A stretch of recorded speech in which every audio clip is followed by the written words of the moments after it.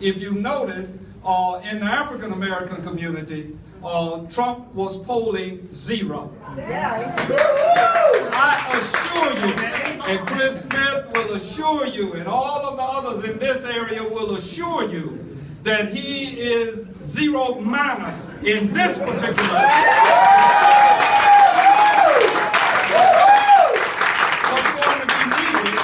What's going to be needed is just this kind of energy that came to this room this evening, and we desperately need, as Bob indicated, for you to vote from the White House to the courthouse and the schoolhouse. We need to make sure that we have like-minded people that are going to represent us. I feel very strongly in September, Verna didn't want to talk about how long she has been here. I knew her when she was a little girl. Yes. And I've been here in South Florida for 52 years. I'm a native Floridian, born and raised in Altamont Springs, Florida.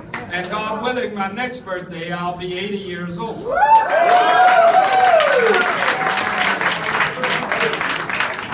I came to this community, I came here on 15th Way, just a few blocks up, and that's where I stayed for a number of years.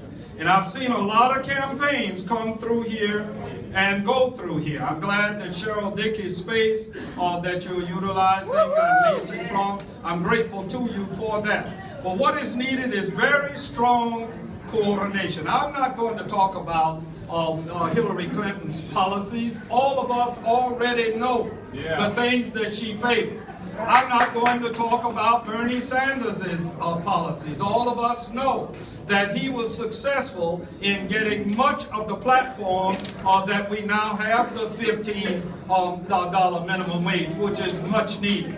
The protection of union workers, which is much needed. Appropriate daycare. Donald Trump's daycare program that he rolled out the other day is an absurdity. Number one, it protects very wealthy women who need daycare, but it doesn't do a damn thing for poor women, and something is wrong with that picture. So that's why we need to make sure that we're about the business. And please don't be distracted by all of the number of things that we continue to say here and these people say. One of them is that Hillary can't be trusted. Let me put that to bed for all of you in this room. I don't think there's anybody in this room that knows Hillary Clinton as well as I do.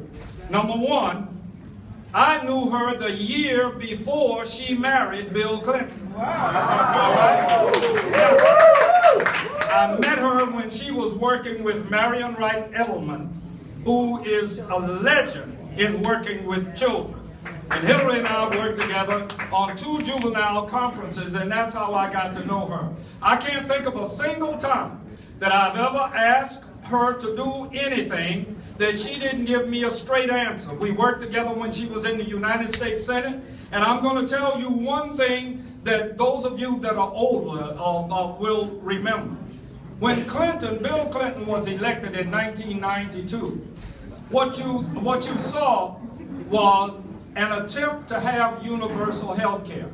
Hillary had the responsibility of marshaling the forces. I had the good fortune, you had given me the privilege of representing you in Congress, and when they rolled it out a year and a half in, I, on the Senate side, saw her in a room with Teddy Kennedy, Daniel Moynihan, Orrin Hatch, and all of the leaders in healthcare. I saw her stand flat-footed for 1 hour with no notes and no aides at all, discussing the subject of healthcare with these giants in that particular field. And I have never seen since anyone receive a 5-minute standing ovation from senators and congresspeople only. I know that she's a truthful person.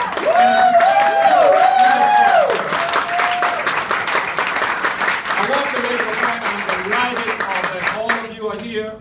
Our offices are going to be available to all of you. But I do want to point something out to you that I think is going to be critical for why we need volunteers and why we need a coordinated campaign. After the August 30th primary, many of the people that are contesting with each other will be complete with their elections.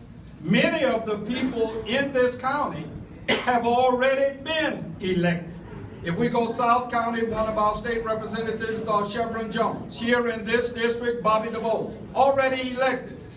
Perry Thurston, already elected to Chris Smith's old seat, the Senate seat. So there are only a handful of us, Scott Israel, myself, and several others. Marty Kerr is already elected. After Brenda Snipes wins, she doesn't have any additional opposition.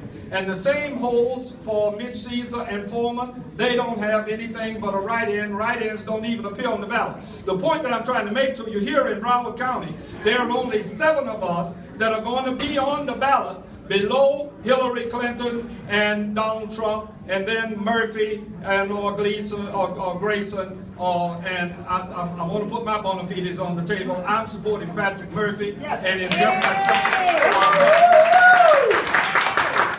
The point I'm trying to make is turnout is going to be hard.